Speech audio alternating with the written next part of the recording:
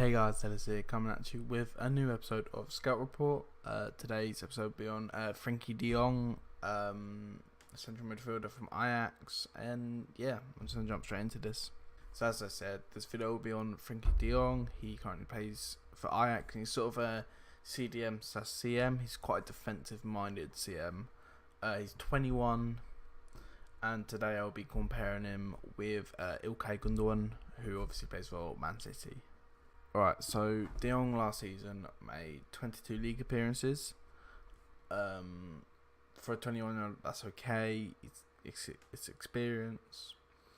In these 22 appearances, he made 7 assists for his teammates compared to Gundogan's 4 assists. Bearing in mind they both kind of played within the same sort of amount of minutes as each other. I think De Jong was 1,550 almost, then Gundogan was almost 1,700 maybe, if I'm right. It's about 150 minute difference, or a game and a half. So they played similar minutes. So these sort of stat that kind of puts in perspective what these stats mean in a comparison.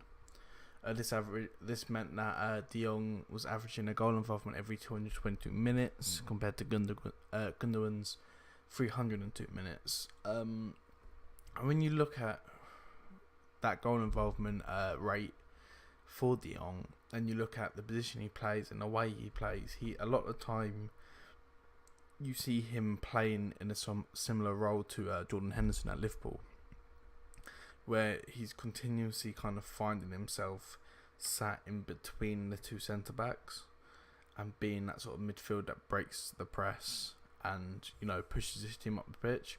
It's 7 assists for a player that actually spent a lot of his game in his own sort of defensive area, just in front of or in between centre backs. 7 assists is actually a monstrous creative output. He's also very good, as I said though, he's very good at breaking a press. He was averaging 2.6 dribbles per game last season, with 2.5 of these being successful. So he was such a, those are Neymar level completion rates. Comparing this with Gundogan, who averaged 1.2 dribbles per game with 0.9 being successful. So as much as De Jong is very, very good defensively, as I'll get into in a bit, he's very, very good at dribbling and breaking the press, pushing his team up the pitch, as I said. And that, for a sort of deep-lying defensive midfielder, that is something in the modern game that is so vitally important, is being able to push your team up the pitch. And those high dribble percentages, that's almost, I think it's actually 96 or 97% completion rate. That is insane. Like most wingers don't get those sort of completion rates. He also averaging 1.5 key passes per game. A key pass is a pass that sets up a goal scoring opportunity for another player.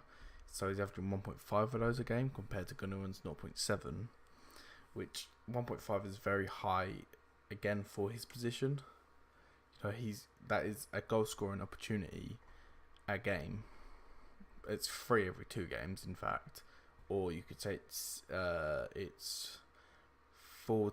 No, I'm not. I was going to try and make it more complicated than it needs to be. It's a lot of goal scoring opportunities per game in the season, and this is why he got so many assists, because he's playing these dangerous balls in behind the defence and dangerous crosses that are creating these chances for his teammates. He was also averaging 2.8 tackles and interceptions per game, when compared with Gundogan's stats, who got 1.4. So he doubled the amount of tackles and interceptions per game. So just put that in perspective, De Jong is doubling his tackles and interceptions per game.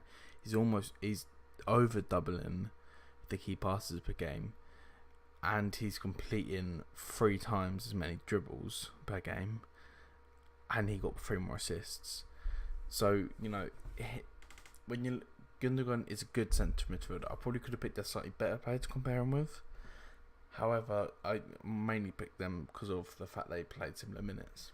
But Frenkie De Jong outperforming a player of, Gundogan is a great player. He is, let's say, a world-class central midfielder but he's a very high quality central midfielder. You know, he played at Dortmund. He scored in the Champions League final for them. He's played in the best team in the Premier League maybe ever for City under Pep Guardiola. And De Jong is outperforming him, and I'm pretty sure De Jong as well is 7 years younger than him. This kid's 21, and he's got these stats that are just amazing. He also was making 62 passes per game. Gundogan was making 47. They both had about 91%, 92% completion rate on those passes. So again, De Jong is also passing very well. He's completing a lot of his passes. As well as this, he's averaging 2.9 long balls per game compared to Gundogan's 1.1.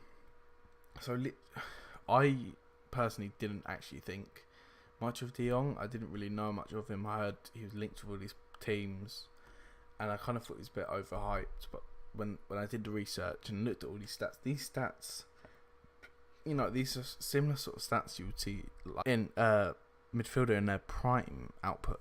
And do you know what I mean? Like, if his defensive output was slightly larger, I mean, it's already massive, but if it was more towards sort of 3.5, 4 tackles and interceptions per game, he'd be on the same level as N'Golo Kante stat-wise, which for a 21-year-old is that's mental.